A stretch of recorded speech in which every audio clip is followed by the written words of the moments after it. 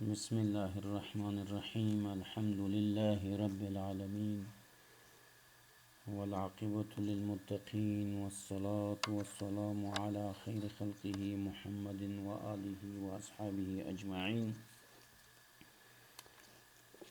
وبعد، محصلین گرامی، مضمونی را که شما میخوانین مضمون عقاید اسلامی است. کتابی را که در مورد در نظر گرفته شده به نام تبسیط العقاید الاسلامی می باشه. مؤلف کتاب شیخ حسن ایوب است. کتاب در مجموع کتاب خوبی است. مطالب ارزنده ای را خدمت شما پیشکش میکنه. با اینکه مؤلف محترم در کتاب خود از اهمیت علم عقاید شروع کرده و من لازم دیدم که یک سلسله مفاهیم اولیه و ابتداییه را خدمتتان عرض بکنیم که عبارت از مبانی است که در ابتدا ضرور است که یک شاگرد و محصل بفهمه، مانند تعریف علم عقاید، اهمیتش، هدفش و مطالبی که من حیث مبانی در نظر می باشه. از اینجاست که در قدم اول میاییم به تعریف علم عقاید داخل میشیم و قسمی که فهمیده میشه هر کلمه و هر اصطلاح از خود تعریف داره و تعریف هم دارای دو بعد می باشه، بعد لغوی و بعد اصطلاحی. بنابراین ما در قدم نخست عقاید را در لغت توضیح میدیم. از این خاطر است که شما میبینین در ابتدا نوشته شده است تعریف العقاید، یک عقاید در لغت. بعدا میخونین که نوشته شده عقاید جمع عقیده که از عقل گرفته شده و در اصل وضع به معنای بستن و گریزدن در اشیای جامد آمده است. بدون شک علمای لغت به می نظر هستند که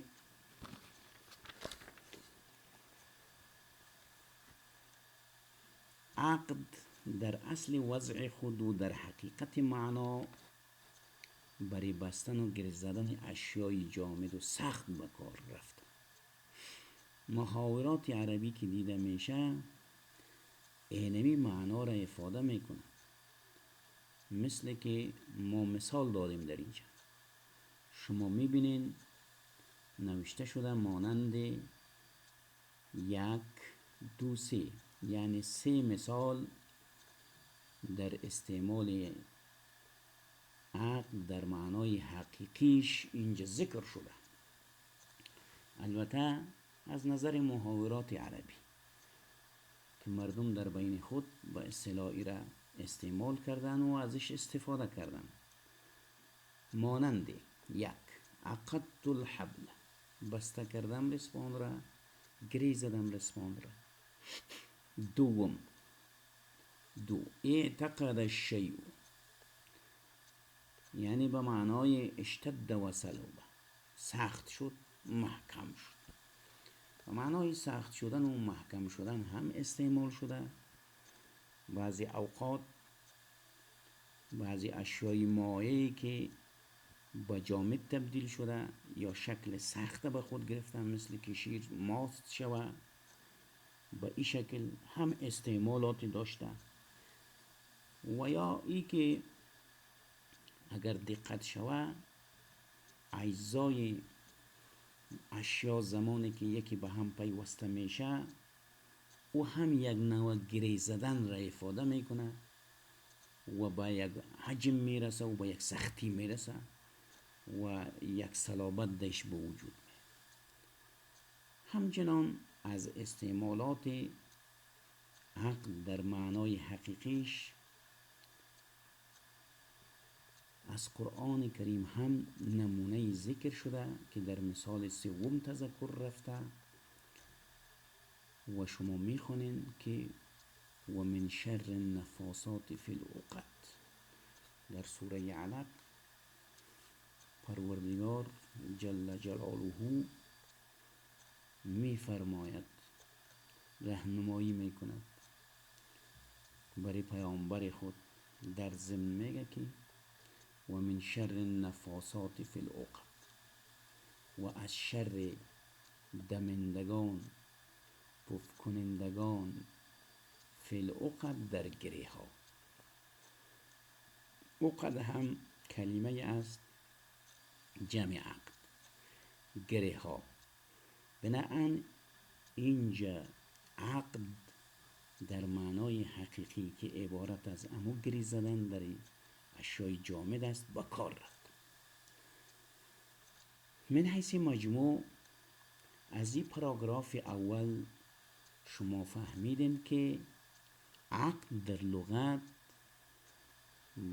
در اصل وضع و معنای حقیقی به معنی بستن و گری زدن اشیای جامد به کار میره و ازش استفاده صورت گرفته. این استعمالش در معنای حقیقی است. اما از نظر محاورات عربی دیده شده که کلمه عقل مجازا در معانی هم استفاده شده. از این خاطر ما نوشتیم اینجا که و مجازا و استعارتا در معانی نیز به کار رفته است.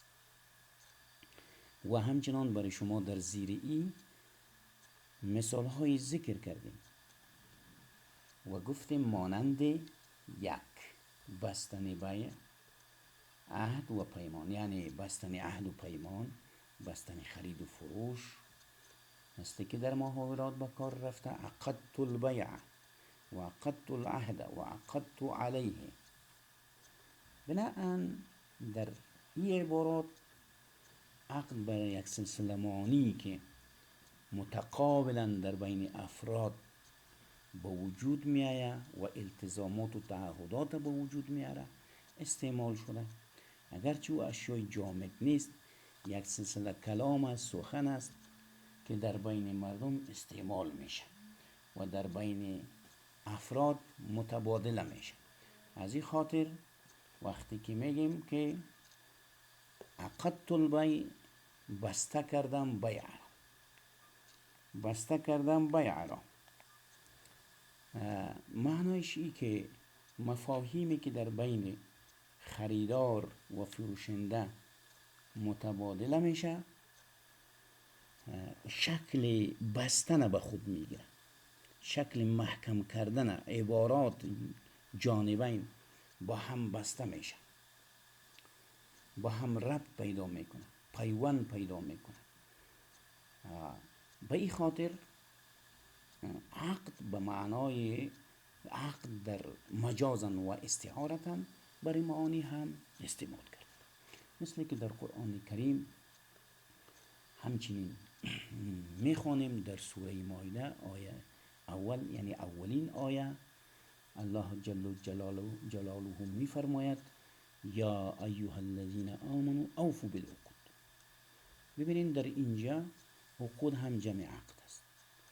او خداوند جل جلاله میفرماید که ای کسانی که شما ایمان آوردین وفا بکنین با عقود، یعنی با عهودتان، با تعهداتتان، با التزاماتتان، با عهد و پیمان متقابلتان که در بینتان انجام بدید. مثال دومی که تذکر رفته به این معناست، یعنی گره گرفتن زبان، بند شدن زبان. یعنی معنا که عقد مجازاً برای بند شدن زبان و گره گرفتن زبان که ما برش به اصلا برای قسم اشخاص تطلع هم میگیم، برای هم استعمال شده. عقید لسانه، در لغت عربی استعمال شده. عقید لسانه، بند شد زبانش، تطلع شد زبانش، گره شد زبانش.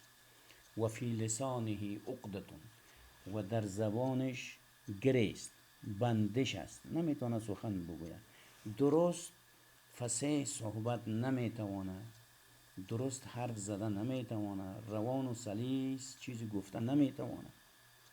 و این معنا هم آمد.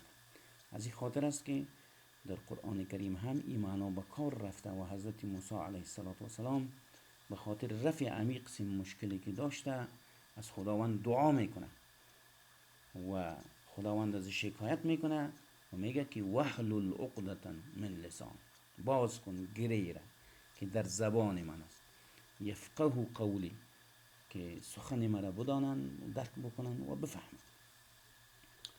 همچنین مجازاً به معنی گردنبندی که از احجار کریمه ساخته میشه استعمال شد. 3 گردنبندی از احجار کریمه.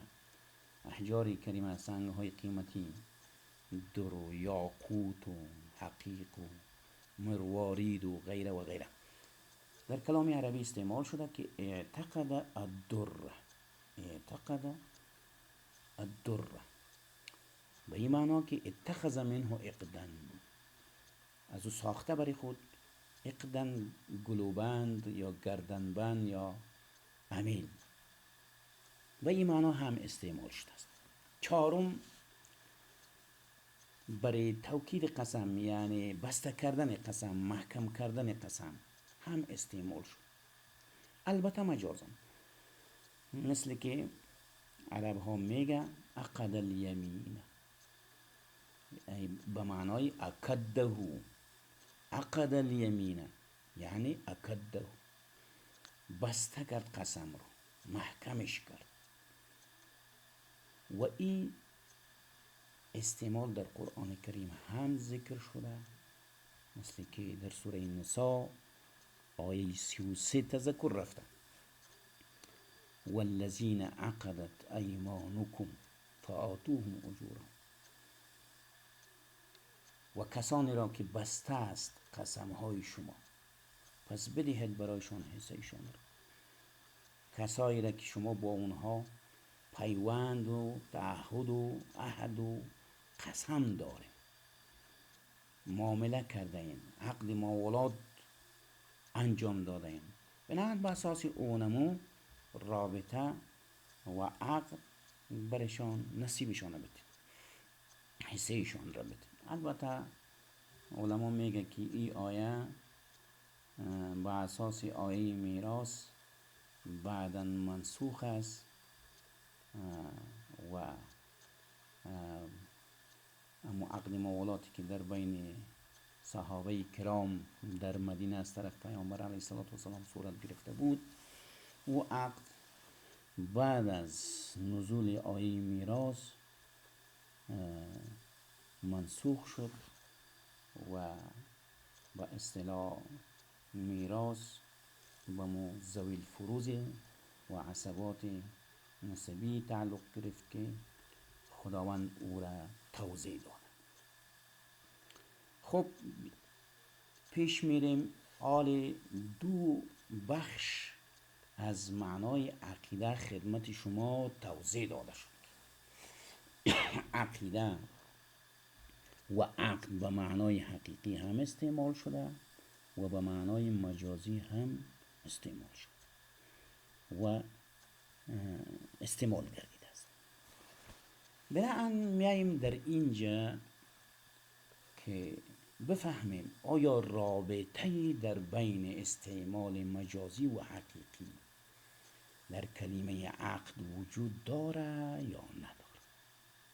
به هر صورت پس اگر دقت شود استعمالات مجازی کلمه عقد متضمن معنای حقیقی آن می باشد، به خاطر که سخنها با هم گره می خورد محکم می شود و تعهدات متقابل به وجود می آید و در صورت شکستن آن تاوان به وجود می آید.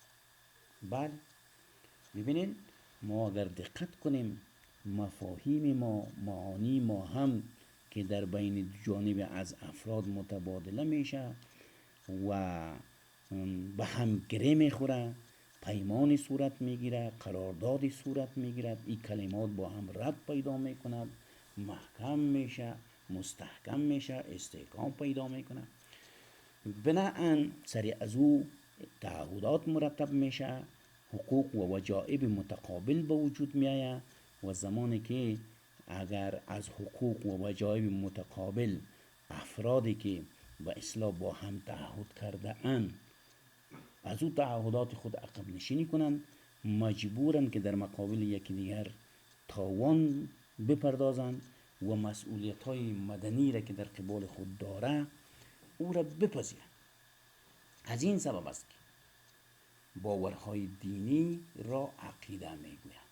پس وقتی که ما باورها و دانشهای دینی را برش عقیده میگوییم به خاطر که آن مفاهیم در قلب گره میخورد. الله جل جلاله یکی و یگان است، مثل و مانند نداره، نه در اسمای خود، نه در صفات خود، نه در ذات خود، هیچ شریکی نداره. مفاهیم عقیدوی، باورهای عقیدوی، احکام شریعت انجامش بالای ما فرض است. این مطالب زمانی که در قلب گره میخوره محکم میشه و انسان با آن به طور قطعی دل میبند که برگشت و عدول سخت از آن دشوار میباشد. پس بدون شک مفاهیمی که در قلب گره میخوره و محکم میشه ایره برش عقیده میگن. چرا ای در قلب جا میگیره و جا میزنه و از قلب رفتار انسان را و سلوک انسان را باز رهبری میکنه و فرماندهی میکنه. بنابراین وقتی که عقیده را ما عقیده میگیم و باورهایی که در دل ما با اصطلاح تقرر پیدا کرده و محکم شده و گره خورده ایره عقیده میگیم، به خاطر که حرفها و سخنها و باورها در قلب گره خورده و هرگز قلب را ترک نمیکنه. پس رابطه در بین معنای حقیقی و مجازی در اینجا مشاهده میشه. پس می توانیم که عقیده را به طور عام چنین تعریف بکنیم. پس زمانی که فهمیدیم که بستن و گره دادن و گره خوردن در بین اشیای جامد و در بین معانی و مفاهیم قابل استعمال است، از این خاطر است که عقیده را هم ما عقیده میگیم، به خاطر که یک سلسله باورهایی است که در قلب ما گره خورده و هرگز قابل این نیست که از قلب دور شود. بنابراین میتونیم که عقیده را در اصطلاح عام تعریف کنیم. در اصطلاح عام به این مفهوم چی عقیده اسلامی باشه و یا غیر اسلامی باشه. بنابراین میگیم که عقیده عبارت از باورها و دانشهای استوار و محکم و قطعی انسانی است که در قلب گره خورده و شک را نمیپذیرند، عواطف انسان را تحریک میکند و رفتارش را جهت میدهد. یعنی این تعریف به صورت عام برای عقیده است. هر نوع عقیده‌ای که باشه، عقیده اسلامی، عقیده غیر اسلامی. چرا بسا انسان ها غیر مسلمان دیده میشه با یک سلسله مفاهیم مزخرف انحرافی، غیر معقول باورمند هستند. خو اما مفاهیم در قلبهایشان گره خورده، محکم شده، استوار شده، از امزو مفاهیم برگشت نمیتوانند. به تعدد الهه معتقد شدند، گاو را میپرستند، به تقدس گاو متعقد شدند، معتقد شدند، باورمند شدند و امثال این چیزها. بناهن برای اونا هم عقیده گفته میشه، البته در اصطلاح عامش، نه در او اصطلاحی که در اسلام استعمال میشه و کاربرد داره. پس عقیده و باورها زمانی که در قلب گره میخوره، از آثارش است که احساسات و عواطف انسان را حرکت میده، تحریک میکنه. وقتی که عواطف و احساسات تحریک شد، رفتار به وجود میاد. وقتی که رفتار به وجود آمد، بناهن اگر عقیده درست بود، صحیح بود، رفتارها هم درست و صحیح است. و اگر عقیده انحرافی بود، غلط بود، نادرست بود، رفتارهای انسان نیز نادرست و ناپسند می باشند. خب بعد از اینکه ما تعریف عقیده را در اصطلاح عام فهمیدیم و نتیجه گرفتیم، حالا میاییم روی این موضوع صحبت میکنیم که کدام اسبابی است که این باورها را به وجود میاره، ایجادش میکنه. به این خاطر عنوان بعدی را که شما میبینین و در مقابل چشم شما قرار داره، اسباب که باورهای جازم و یقینی را ایجاد میکنند، این عنوان است. زیر این عنوان ما یک سلسله مطالب را توضیح میتیم که او عوامل و اسبابی است که در وجود انسان باورها را تمکین میده، یقینی میسازه، قطعی میسازه. به این خاطر اسباب اولی را که ما ذکر کردیم، او عبارت از ادراک حسی می باشد. شما می بینید در شماره 1 نوشته شده ادراک حسی، یعنی یکی از اسبابی که باورهای جازم و یقینی را در وجود انسان با وجود میاره و متمرکز میسازه، او ادراک حسی است. ادراک حسی یعنی چی؟ با مثالی که ذکر کردیم روشن میشه، مانند مشاهده اشیا که وجود آن را در ذهن یقینی میسازه. ببینید وقتی که ما اشیا را مشاهده میکنیم، میبینیم، لمس میکنیم، مسح میکنیم، با دیدن او اشیا وجود او در ذهن ما یقینی میشه، ثابت میشه، جازم میشه، به طور قطعی باورمند میشیم که این وجود داره. بله، زمانی که میبینی در مقابل دیوار قرار داره، پس دیوار قرار داره. زمانی که میبینی پیاله پر از آب است، پس پیاله پر از آب است. زمانی که میبینی آب توسط حرارت جوش آمده و جوش میخوره، بناهن جوش است، داغ است. پس ادراک حسی مشاهدات ماست، اشیایی را که ما در زندگی خود و در حیات خود با چشمان خود میبینیم، با دستان خود لمس میکنیم، مسح میکنیم، با گوشهای خود میشنویم. بناهن همین حواس مدرکی ما هر چیز را که درک میکنه و در ذهن میته، این در ذهن باوری را به وجود میاره که او باور جازم است، یقینی است و در او شک و شبهه وجود نداره. دومین اسباب که سبب این میشه که باورهای جازم و یقینی را به وجود بیاره استنتاج عقلی است. این روش عقلی هم برش میگن، استدلال عقلی هم برش میگن، مانند سنجش های منطقی و ریاضی که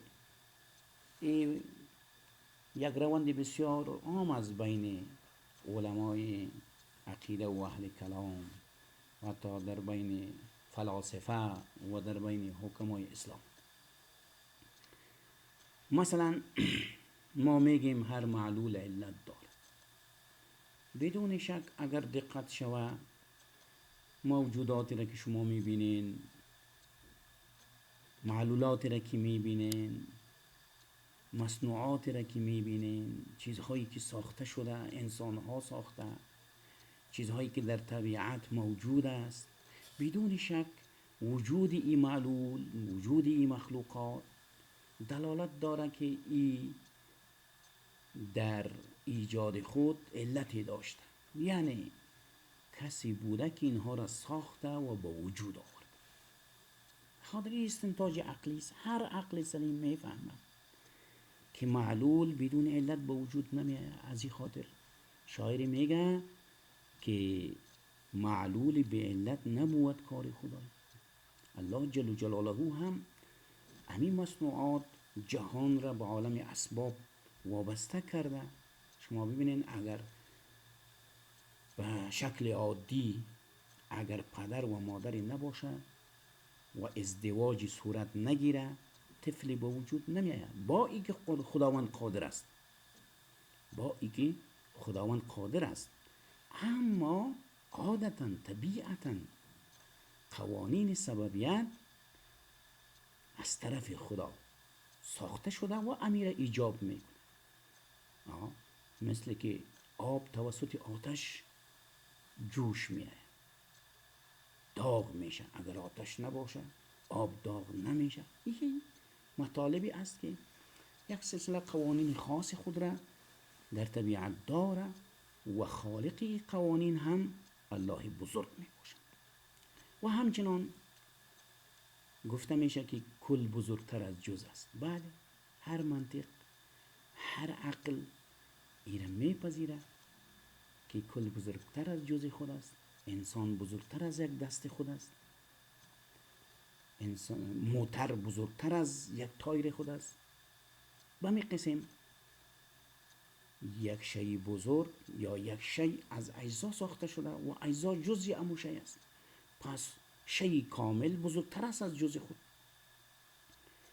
و در امور ریاضی مثلا ما میفهمیم که عدد 10 بزرگتر از 5 است. عقل سلیم و منطق ریاضی ایره میپذیره که 2 از 1 بزرگ است، 10 از 5 بزرگ است و به اصطلاح 5 اگر 5 دفعه در نفس خود ضرب میشه یا جمع میشه 25 میشه. اصولاتی است که استنتاج عقلی داره و از طریق تفکر و تعقل به دست میاد و برای ما وقتی که نتیجه میده نتیجهش باورمند میباشه، نتیجه را قطعی میده، نتیجه را ثابت میده. سومین سببی که باعث ایجاد باورهای یقینی و قطعی میشه خبر صادق است. اخبار صادق، اخباری که توسط جمعی از افراد به گوش ما رسد که اجتماعیشان بر دروغ محال باشد. یک تعداد مردم بسیار زیاد یک سخن را حکایت میکنن، میارن با خود. 10 ها انسان هاست، 100 ها انسان هاست، خبری را میارن. بناهن وقتی که انسان فکر میکنه که امکان نداره که با این تعداد افراد دروغ سازی بکنن، از مناطق مختلف، از دولت‌های مختلف، از ساحات مختلف جمع شوند و روی یک اجتماع تصمیم بگیرن دروغ را بسازن و باز او دروغ را انتقال بدن. وقتی که یک خبر به این شکل جماعی به ما میرسه، بناهن عقل جب میکنه که این خبر باید قابل قبول باشه، یعنی خبر متواتر. و برای از این قسم خبر و اخبار متواتر میگن که توسط یک اجتماع و جمع کثیری که به اصطلاح اتفاق و اتحادشان بر دروغ محال باشه، او خبر انتقال داده شود و به مردم برسه. از این خاطر است که هدف اصلی ما در این گزینه است که وحی الهی هم یکی از روانهای آن است. وحی که بر پیامبران نازل شده، فرستاده شده، قوانین و تشریع الهی را به مردم رسانده، این از جمله خبر صادق است که توسط معجزات حسی و معنوی به صورت واضح توکید و توثیق یافته و در جهان بشریت به شکل متواتر ماندگار می باشد. حالا شما ببینید قصه های از تورات ماندگار است، همیشه و جاویدان است، اگرچه این تحریفات در تورات صورت گرفته، در انجیل صورت گرفته، خب یک سلسله پیامهایش از قدیم الایام تا به امروز روایت میشه و انتقال میشه به ما که تورات نازل شده بوده، انجیل نازل شده بوده، پیامبری به نام موسی علیه السلام وجود داشته، همین قسم پیامبری به نام ابراهیم علیه السلام وجود داشته و غیره و غیره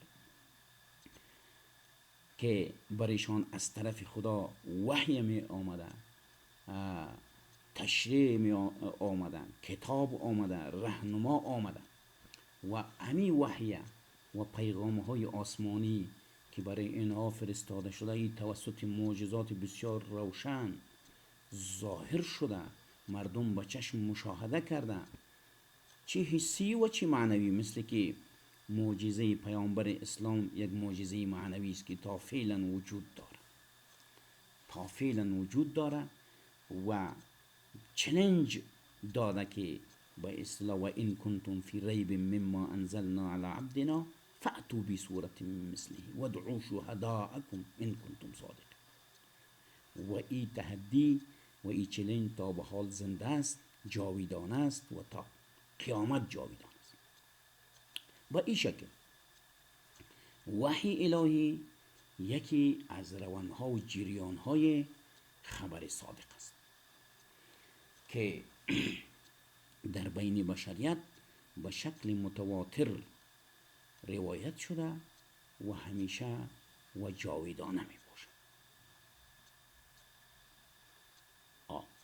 به این خاطر است که وقتی که ما میاییم و مطالب را میخواهیم که دقیقاً ارزیابی بکنیم و بررسی بکنیم، میبینیم که خبر صادق یک اصل و قاعده اساسی در عرصه شناسایی پذیرفته شده است. عقل سلیم آن را میپذیره و در زندگی اجتماعی بشر کاربردی داره و ادیان آسمانی من حیث مجموع آن را به رسمیت میشناخته و شناخته است و همچنان اجازه میدهد که تکالیف شرعی از این طریق نقل شود و به آن اعتماد و یقین صورت بگیرد. به این اساس اسلام همچنان تحقیق و پژوهش های علما و مستندات تاریخی درست را تاکید میکنه، به این معنا که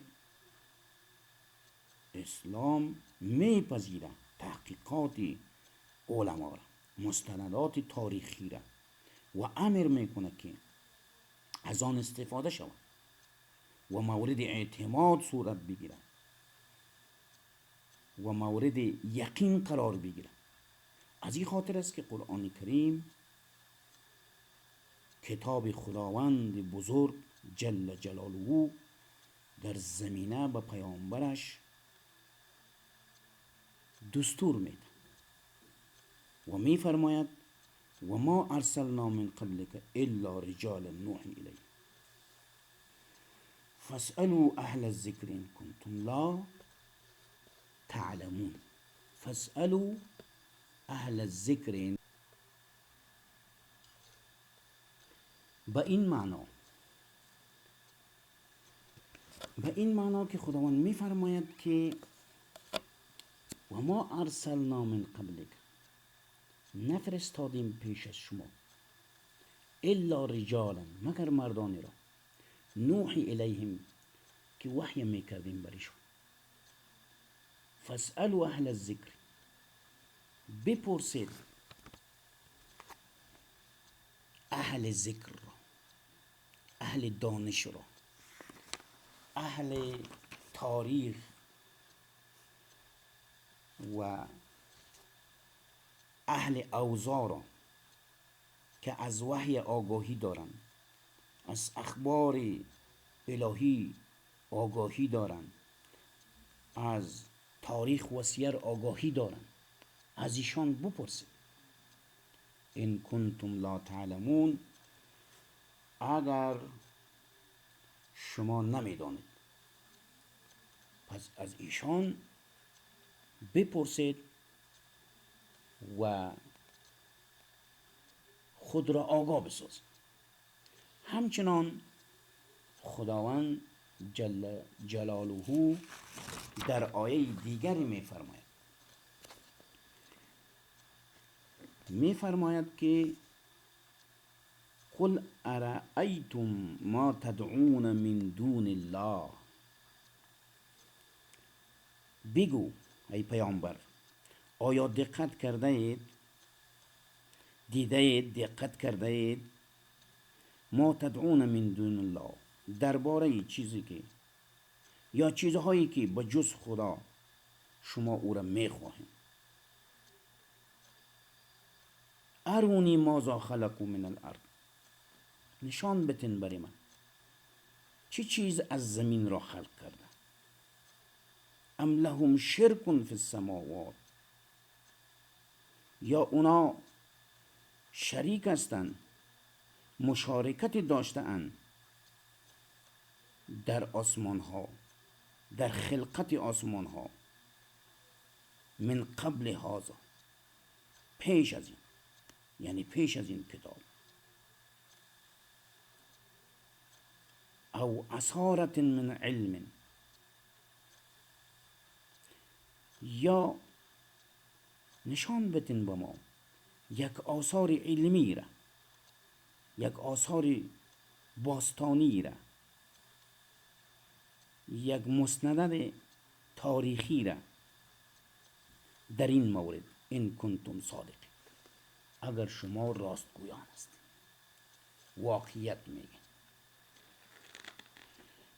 بنابراین دیده می شود که دین اسلام روایات شفاهی و یا کتبی و مستندات تاریخی را میپذیرد، اما این پذیرش محدود و مشروط می باشد، مثل که از طریق تواتر باید وارد شده باشد، راوی آن دارای عدالت و صداقت، حفظ و ضبط باشد و غیره شروط دیگری که میتوان در کتب اصول و در کتاب های اصول به مطالعه کرد و به مطالعه گرفت و به جزئیات آن پی برد. بنابراین در این پاراگراف فهمیده شد که باورهای جازم و یقینی که در وجود انسان به وجود می آید اسباب و علل خود را دارد که از جمله ادراک حسی بود، استنتاج عقلی و سوم خبر صادق می باشد. و در پهلوی ای چهارمین سبب که باعث ایجاد باورهای جازم و قطعی در انسان میشه، البته در بعضی اشخاص آگاهی فطری و درخشش روحی و یا آگاهی روحی می باشه که برای مؤمن با اساس صفای نفس و صداقت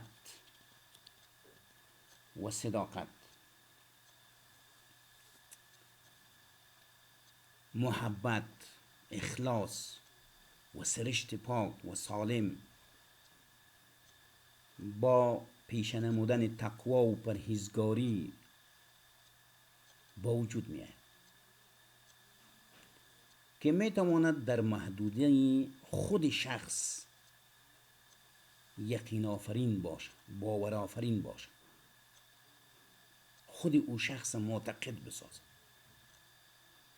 مشروط با این که با شریعت در تضاد نباشه. چرا؟ اگر این مفاهیم روحی که توسط درخشش روحی و آگاهی فطری و روحی به وجود می آید مخالف شریعت باشه، باز یک افراد خواهد بود که انسان را و مؤمن را از مسیر شریعت میکشه. باز برای او ما نمیتونیم بگوییم که او آگاهی فطری است و یا او یک الهام روحی است، بلکه برش میگیم که یک وسوسه و القاءات شیطانی است. اگر واقعا این درخشش از فطرت سالم و روح به شکل حقیقی سرچشمه گرفته باشه، گاهی می شود که این روند باعث ایجاد الهامات و مبشرات و یا رویاهای صادقه و رویاها و خوابهای درست برای یک مؤمن شد که از این طریق برش یقین به وجود بیاید در محدوده خودش، البته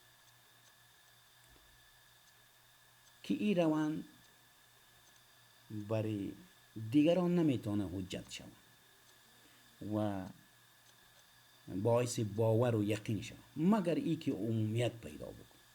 عمومیتش به این شکل که بسا انسان ها به این درجات روحی، آگاهی های روحی دست پیدا بکنن و ازشان یک اجتماعی بزرگ ساخته شود و از این طریق امکان داره باز که یک باورمندی و یقین را افاده بکن. حتی در این مورد گاهی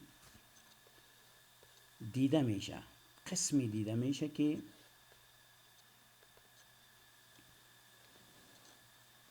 این آگاهی فطری صرف تنها از طینت پاک و بیالایش یک فرد مؤمن و مسلمان که حتی برای ایمان خود دلیلم ارائه نمیتونه سرچشمه میگیره و چنان در مسیر ایمان و اسلام ثابت قدم می باشه که هیچ شک و شکوک و تزلزل در رفتارش رخ نمی دهد و وجود خداوند و صفاتش را به سادگی پذیرفته و می پذیرد و نیازم ندارد که دلیل و یا برهان بخواهد و یا ارائه بکند. به این اساس یک حکایتی وارد است که روز امام فخرالدین رازی با یک تعداد از شاگردای خود جایی روان بودند، می رفتند. در مسیر راه با پیرزن مؤمنی می بینند که در گوشه نشسته. پیرزن از حال امام رازی پرسان نمود و جویا شد. شاگردا در جوابش گفتند که امام فخر رازی است که برای اثبات وجود خدا 1001 دلیل ارائه کرده. 1001 دلیل ارائه کرده و یا ارائه می تواند. پیرزن مومن فرمود و گفت که اگر او 1001 شک و تردید نمی داشت به 1001 دلیل نیاز نداشت. در این وقت است که سخن پیرزن برای امام فخر رازی بسیار بزرگ تمام میشه و امام رازی میگه که خدایا از تو میخواهم که ایمانی همچون ایمان این پیرزن به من عطا بکن. یعنی معنای گپ ای که ما انسان هایی داریم که با اساس تینت پاک، قلب پاک، صداقت و محبت خاصی که با خدا دارند، باورهای دینی در قلبش مستحکم شده، گره خورده که ضرورت به استدلال نداره، به دلیل نداره، به پرسش نداره و باورمند به خداست و در زندگی خود موفقانه پیش میره. از اینجاست که خداوند در مورد این سرشت پاک و خداجویی فطری در آیه 30 سوره روم چنین اشاره میکنه: فاقم وجهك للدین حنیفا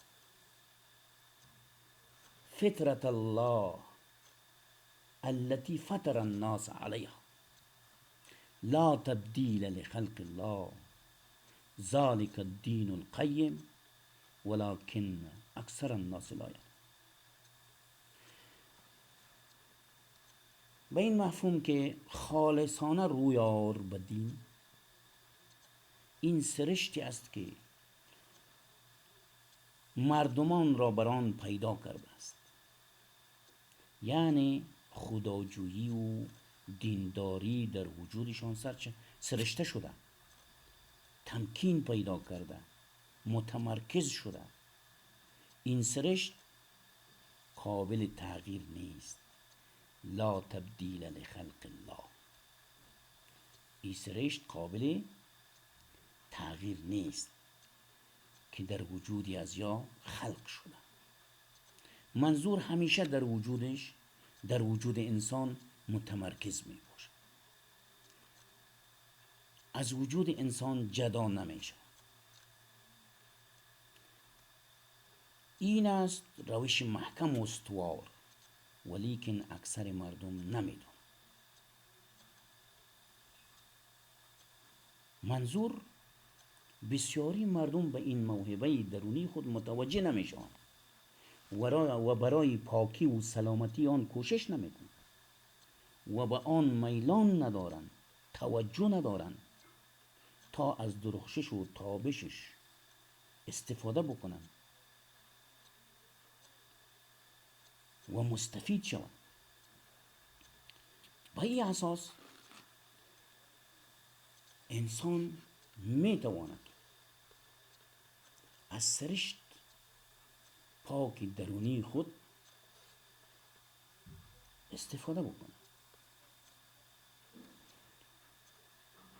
و سرشت پاک و فطرت پاک انسان میتونه که یک سلسله باورها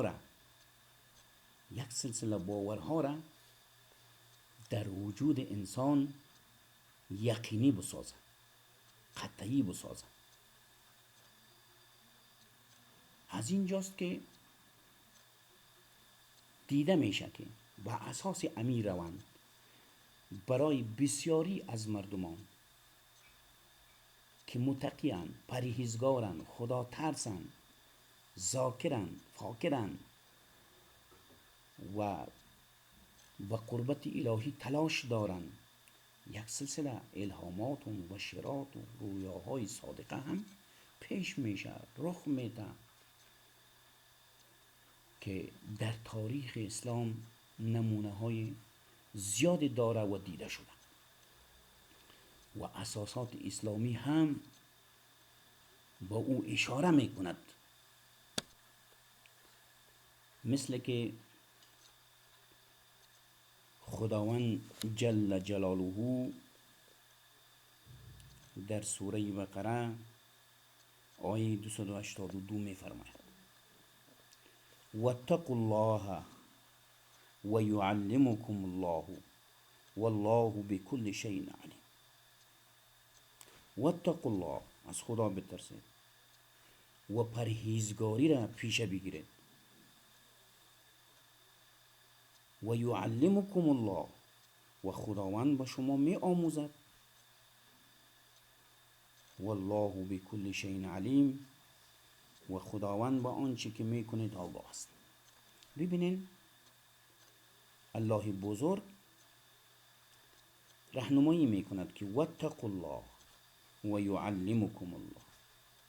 تقوا، پرهیزگاری، خدا ترسی، با خدا بودن یک آموزندگی است که خدا از این مسیر انسان را مطمئن می سازه و آگاهی می بخشه. و همچنان در سوره طلاق آیه 2-3 می فرماید که و من یتق الله یجعل له مخرجا. کسی که از خدا بپرهیزد، کسی که از خدا بترسد، خداوند راه نجاتش را می سازد، فراهم می کند. و یرزقه من حیث لا یحتسب، و روزی می تبرش از جانبی که لا یحتسب، هیچ گمان نمی کند. آیات بسیار، احادیث زیادی در این مورد وارد است، اشارات داره که آگاهی فطری انسان و روح انسان و اساس ذکر و فکر و اذکار و طاعات و عبادات، پرهیزگاری، زهد و ورع انکشاف میکنه و انسان را متیقن میسازه، ایمان را قوی میسازه، ایمان را ثابت میسازه و برای انسان باورمندی را به وجود میاره که در او هیچ شک و شبهه باقی نمیماند. تا به این قسمت مطالبی بود که خدمت شما عرض شد. بعد از این که ما معنای لغوی عقیده و ارتباطاتش را و اسبابش را، مطالب را فهمیدیم، فعلا سخن خود را جمع میکنیم روی این مطلب که علم عقاید را به تعریف بگیریم. بنابراین میاییم، شما میبینین عنوان بحث جدید ما تعریف علم عقاید است. پس میتوانیم که علم عقاید را از نظر اصطلاح تعریف بکنیم. اگرچه تعریفات زیادی در مورد وجود داره، این تعریف به خاطر انتخاب شده که با محتوای کتاب برابری داره و کتاب تبسیط العقاید الاسلامی تقریبا روی مفاهیم عقیدوی در اسلام به شکل وسیع و گسترده، منطقی و علمی بحث کرده. از این خاطر ما این تعریف را انتخاب کردیم تا مفاهیمی را که کتاب در بر داره و سرش بحث میکنه و اسلوبی را که اختیار کرده با او تطابق کنه. از این خاطر این تعریف مد نظر گرفته شده است و خدمت شما پیشکش شده است. بنابراین شما میخوانید در تعریف علم عقاید که نوشته شده عبارت از علمی است که از احکام اعتقادی، الهیات، نبوات و غیبیات، یعنی امور غیبیه، از حیث واجب، مستحیل و جایز بودن با اساس ادله شرعی بحث میکنه. این تعریف خوبی است، موافق با اسلوبی که شیخ حسن ایوب در نوشتاری کتاب در نظر گرفته و به می سبک پیش رفته و اصولات اعتقادی را و احکام اعتقادی را به اصطلاح علمی و منطقی سرش بحث میکنه، بر علاوه ای که احکام الهی نصوص شرعی را میاره روی مطالبی که عقلی و منطقی رو هم بحث میکنه.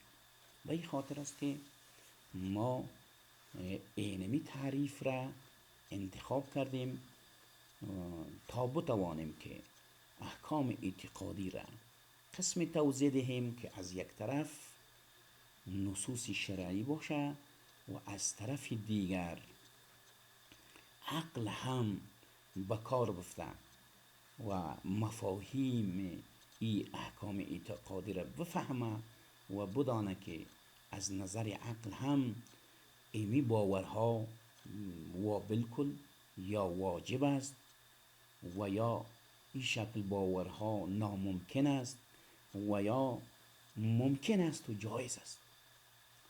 پس به شکل خلاصه تعریف صورت گرفته که علم عقاید عبارت از علمی است که از احکام اعتقادی یعنی الهیات، نبوات و غیبیات از حیث واجب، مستحیل و جایز بودن با اساس ادله شرعی بحث میکنه. بنابراین این تعریف قابل توضیح است. بعد از این ما شما میخواهیم که این تعریف را توضیح بدهیم، یعنی قیودی که در تعریف ذکر شده مورد توضیح قرار بگیره که تا خوبتر و بهتر فهمیده شود. از اینجاست که ما عنوان را در این سلاید قرار دادیم که شما میبینین نوشته است توضیح تعریف، بیان تعریف. قیود تعریف را در این بخش میخواهیم به شکل موجز و مختصر با اختصار خدمت شما پیشکش کنیم و عرض کنیم. احکام تکلیفی در تعریف وارد شده بود. احکام تکلیفی و میبخشین احکام اعتقادی در اینجا عبارت اشتباس، این احکام اعتقادی است. احکام اعتقادی یعنی باورها و پندارهایی که شریعت آن را بیان میکند. خداوند یکی است، شریک ندارد، خالق است، رازق است، مشکل کشاست، جهان را خلق کرده، رازق است، روزی میده. امثال این باورها را که نصوص شریعت برای ما و شما به تعریف میگیره، به توضیح میگیره، بیان میکنه و برای ما میگه، این را احکام اعتقادی میگه. البته احکام اعتقادی در مقابل احکام عملی و تکلیفی قرار دارد که عبارت از اعمال است که نصوصی است که ما را به اعمال امر کرده که نماز بخوانید، روزه بگیرید، زکات بدهید. این نوع روش ها را احکام تکلیفی میگن که در اینجا اشتباها احکام تکلیفی نوشته شده است. در اصل احکام اعتقادی است که در تعریف ما ذکر شده بود. دوم، دوم قیدی که اونجا یا اصطلاحی که در تعریف به کار برده شده الهیات است. الهیات به چی معنا؟ یعنی بحث، بررسی، پیرامون باورهای متعلق به ذات، اسما و صفات خداوند جل جلاله. این بخش را، بحث روی این بخش را الهیات میگن. زمانی که احکام الهی یا احکام قرآنی روی ذات پروردگار صحبت میکنه، روی اسمای او صحبت میکنه، روی صفات او صحبت میکنه، اینمی بخش را برش الهیات میگن. سوم، نبوات، یعنی بحث متعلق به شناخت انبیاء علیه السلام و صفاتشون. عقیده اسلامی یک بخشش نبوات است. در اون بخش ما نصوصی داریم که بحثش تعلق میگیره به شناخت انبیا را معرفی میکنه، اسمایش، صفاتش را برای ما و شما بیان میکنه. این بخش را بخش نبوات میکنه. قید چهارمی که در تعریف ذکر شده بود غیبیات است. غیبیات یعنی امور غیبیه، چیزهایی که با چشم دیده نمیشه. یعنی بحث در مورد مطالبی که از طریق کتاب الله و سنت پیامبر علیه السلام شنیده شده و فعلا با چشم مشاهده نمیشه. بله، باورها، اعتقادات ما نسبت به جنت و دوزخ و ملائکه و جن و غیره و غیره، چیزهایی که با چشم دیده نمیشه و احکام اعتقادی اسلام او را توضیح داده و از اون نام برده و وجود اونها را تثبیت کرده. این بخش را به نام غیبیات میگن که بحث مجزایی است در علم عقاید که بعداً به خوانش گرفته میشه و رویش انشاءالله بحث میکنیم. پنجم قیدی که در تعریف با کار رفته است واجب است. چرا ما گفتیم از حیث واجب؟ هدف از واجب در اینجا واجب عقلی است، یعنی واجب شرعی نیست که او را شریعت فرض کرده باشد. نه، واجب عقلی که عقل امر میکنه که واجب است، این حتمی است، این لازمی است و آن عبارت از امر است که عقل وجود آن را بدون نظر و تفکر درک میکنه. مجردی که برای انسان گفته شود میپذیره، ضرورت نداره که روی او خیلی دقت بکنه، خیلی فکر بکنه، بعد از چرت و فکر کردن بگویه بله درست است. پس واجب به دو قسم است: یک، ضروری و بدیهی. واجب ضروری عبارت از امری که عقل وجود آن را بدون تفکر ای لام نون است، اشتباه شده است، بدون تفکر و نظر و استدلال درک میکنه. یعنی واجب ضروری یک امری است، یک شیء است، مطلبی است که مجردی و پیشگاه عقل کشانیده شود، عقل ضرورت نداره که او را در قسمتش فکر بکنه یا استدلال بکنه، نظر بکنه، تعقل و تفکری را به خرج بده، اجالتا او را میپذیره، با مجرد شنیدن با او باورمند است و باورمند میشه. مانند کوچک بودن پسر نسبت به پدر. پس هر کی را که بگویی که پسر نسبت به پدر حقیقی، پسری حقیقی نسبت به پدری حقیقی کوچک است، خرد است، هیچ عقلی نیست که بگویه نه ای گپ دروغ است، ای گپ درست نیست، اساس نداره. و همچنان وجود خدا هم از امور واجب ضروری است که فطرتا انسان متعلق است، خداجوی است. ای که با اصطلاح در این رابطه تفکر بکنه و تعقل بکنه به این ضرورت نداره. چرا؟ زمانی که خودم میبینه و جهان میبینه و موجودات میبینه و میفهمه که خودش نه خالق است و نه چیزی را به وجود آورده و نه دیگه کسی را میشناسه که جهان را خلق کرده باشه. البته از انسان ها، البته از موجوداتی که در روی زمین دیده میشه. پس باورمند است، فطری باورمند است، طبعی باورمند است که در رأس این موجودات، در رأس این مخلوقات یک صانع وجود داره، یک خالق وجود داره که جهان را و آنچه که در جهان است به وجود آورده. چرا؟ ما قبلا گفتیم که معلول ها علت داره، هر معلول علت داره. پس مخلوقات معلولی هستند که علتش الله بزرگ است که او جهان را خلق کرده و این ضرورت به تفکر نداره، ضرورت به سنجش نداره. پس به این خاطر است که ایمان قبلا هم سرش اشارات شد که فطری است با وجود خدا. یعنی انسان بدون ای که دلیل بخواه قانع است، طبیعتش قانع است که کسی ای را خلق کرده و موجوداتی که در چهار طرفش وجود داره و در جهان میبینه این موجودات را ذات است، حتما است. عقل وجوبا ای را حکم میکنه و میپذیره که حتما خالق وجود داره که این موجودات را به وجود آورده است. قسم دوم واجب را واجب نظری میگه.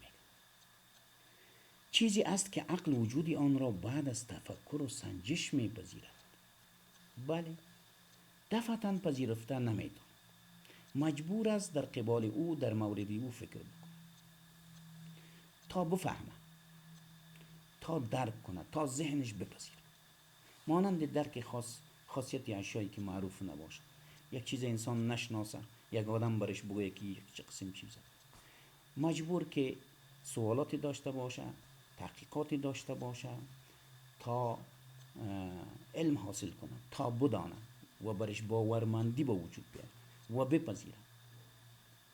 یعنی دفعتا نمیتونه که یک شی یک آدم برش بگه که ای با اصطلاح ای خواص را داره، ای خاصیت ها را داره، ای خصوصیت ها را داره، ای ویژگی ها، ای فوایدی را داره، تا استعمال نکرده باشه، تا بحثی نکرده باشه، تا تحقیقی نکرده باشه پذیرفته نمیشه. مانند البته در بخش الهیات مانند ازلی بودن الله، یک نون مانده اشتباه هم. ازلی بودن الله و شناخت صفات. بنابراین وقتی که ما بخواهیم ازلی بودن خدا و ابدی بودن خدا و بقای خدا و همیشه بودن خدا را و صفاتش را تثبیت کنیم، در اینجا عقل نمیتونه که ای را دفعتا درک بکنه.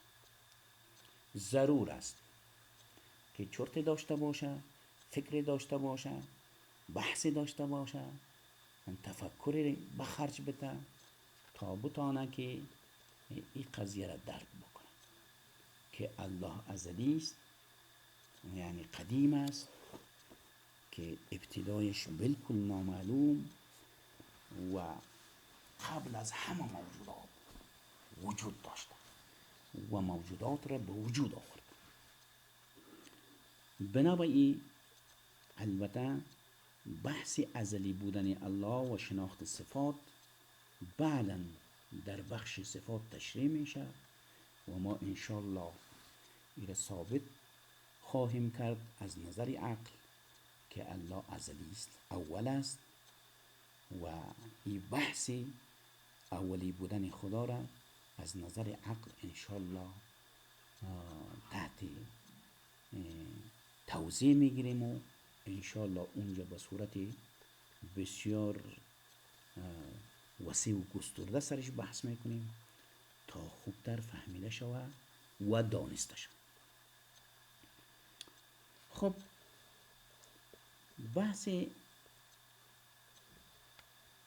از بحث واجب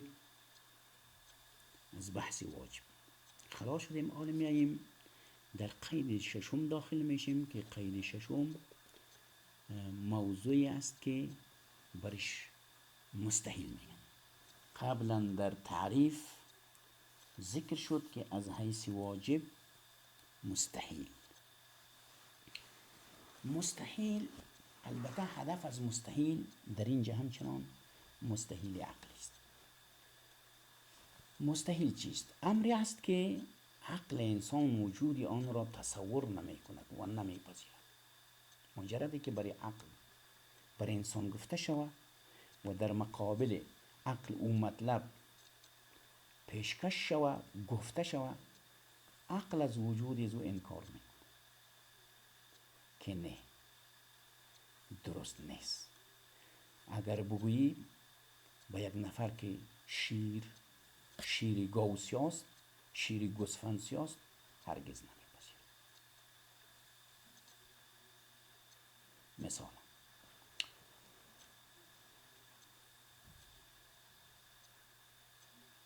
و مستحیل نیز به دو قسم است. مستحیل نیز به دو قسم است. یک، مستحیل ضروری و بدی. آن است که عقل عدم وجود آن را بدون نظر و تفکر درک می‌کند. و مستحیل ضروری مستحیلی است، امری است، مطلبی است، مسئله است که اگر برای عقل پیشکش میشه، عقل بدون نظر و تفکر او را رد میکنه، نمیپذیره. مانند عکس مثال های واجب بدیهی. قبلا ما گفتیم که واجب ضروری و بدیهی مثالش است که پسر خرد است نسبت به پدر. اگر در اینجا بگوییم که پدر خرد است نسبت به پسر، این سخن را هر کسی که بشنوه بدون چرت زدن، بدون اینکه سرش فکر بکنه، بدون اینکه دلیلی بپرسه، جواب رد میده که این گپ درست نیست، این گپ غلط است.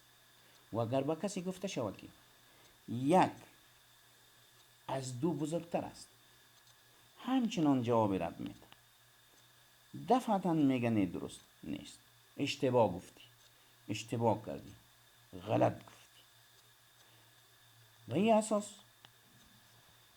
مستحیل ضروری بدون تعقل و تفکر وجودش عقل چی میکنه؟ رد میکنه و نمیپذیره. دوم قسم از مستحیل، مستحیل نظری است. مستحیل نظری یعنی امری است که عقل عدم وجود آن را بعد از نظر و تفکر درک میکند. اشتباه املایی است یا مانده. بنابراین مطلب است، مفهوم است، اگر در پیشگاه عقل کشانیده شود و انسان گفته شود، انسان عاقل و اصلا نبود او را بعد از یک سلسله فکر کردن رد میکنه، دفعتا رد نمیتونه. یعنی ضرورت داره که فکر بکنه و سنجش بکنه و بحث بکنه با خود و بعدا نظر خود در قبال او ارائه کنه و پیشکش بسازه. مانند تعدد الهه یا این که خداوند مرگ داشته باشد. در اینجا هم یک نقطه تیمانده اشتباه. تعدد الهه یا این که خداوند مرگ داشته باشد. بنابراین اگر با کسی گفته شود که تعدد الهه درست نیست، مستحیل است، غلط است، امکان نداره و خدا هم امکان نداره که مرگ داشته باشه، عقول بشری ای را دفعتا درک کرده نمیتونه، ضرورت داره در قبال از این بحث بکنه، فکر بکنه، سوچ بکنه و بعدا به اصطلاح با شنیدن دلایل، با شنیدن استدلال های جانب مقابل قانع شود که واقعا تعدد الهه مستحیل است، که روی این مطلب هم ما زمانی که سر توحید بحث میکنیم در اونجا انشاءالله بحث مفصل خواهیم کرد که شما خود بفهمین که واقعا تعدد الهه ناممکن است، مستحیل است، هیچ امکان نداره که چندین خدایان وجود داشته باشند و این بحث بزرگی است که بعداً در جایگاه خودش به تفصیل گرفته میشه و خدمت شما توضیح داده میشه. هفتم قید تعریف ما جایز بودن و ممکن بودن بود که در تعریف ذکر شده بود که از حیث واجب، مستحیل و جایز بودن. جایز عقلی را برش ممکن هم میگن، ممکن عقلی، و عبارت از اموری است که وجود و عدم آن، یعنی عدم وجودش، ثبوت و انتفاع، بودن و نبودنش، اثبات و نفیش، ثبوت و انتفاع آن ذاتاً از نظر عقل امکان پذیر باشد. یعنی امکان داشته باشه که باشه، امکان داشته باشه که نباشه، مانند بودن و نبودن مخلوقات و همچنان صفاتشان. مثلا بودن ما نبودن ما برابر است. اگر به نسبت خدا بگیریم هم خدا قادر است که ما را خلق بکنه و همچنان اگر بخواه خلق نکنه خلق نمیکنه. صفات ما، صحت ما، مریضی ما، میشه که صحت باشیم، ممکن است، و ممکن است که مریض باشیم، و به نسبت خداوند هم خداوند قادر است که ما را مریض بسازه و همچنان قادر است که ما را صحتمند بسازه. بنابراین آنچه که وجودش و عدم وجودش، انتفاع و ثبوتش از نظر عقل امکان پذیر است، هر دوش میتونه به وقوع پیونده. این قسم روند را به نام جایز عقلی و یا ممکن عقلی یاد میکنن. بحث امروزی ما در همین جا به پایان میرسه. بحث بعدی ما زمانی که ما از حیث تعریف خود عقاید و علم عقاید را تعریف کردیم که عبارت از علمی است که از احکام اعتقادی، الهیات و نبوات و غیبیات از حیث واجب و مستحیل و جایز بودن با اساس ادله شرعی بحث میکند. وقتی که به این شکل تعریف کردیم و اشاره کردیم به این که این احکام اعتقادی در میزان شرع و عقل به سنجش گرفته میشه، پس ضرور است که اشارات، توضیحات در مورد جایگاه عقل در عقیده داشته باشیم. عنوان بعدی ما جایگاه عقل در عقیده است که در درس بعدی انشالله روی این بحث میکنیم که جایگاه عقل در شریعت به نسبت عقیده چه قسم است و عقل چه مکانتی دارد و چه جایگاهی دارد.